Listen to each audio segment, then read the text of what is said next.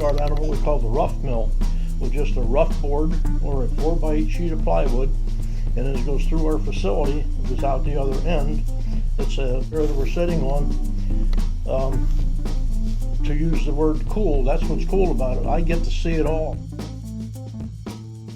My name's Jeremy Tenike. I am the supervisor of the assembly department. If you ever seen a little D-wall shop that you guys might have in the garage, that's basically what this is on a really bigger scale. Okay? What they do is they take raw lumber. This actually has a scanner on it. What the operator does, they mark out where the defects are at in the board, and then the machine determines how to cut the board to give us bits. Got it, that's all.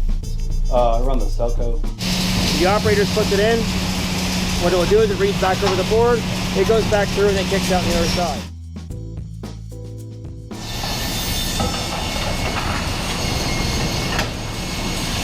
Now we go to a pile. You have the bad pile and the good pile.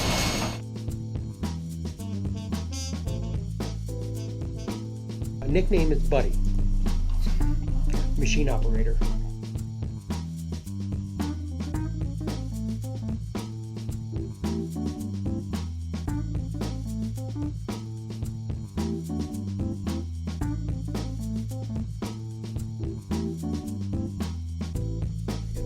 Maurice Johnson, assembler.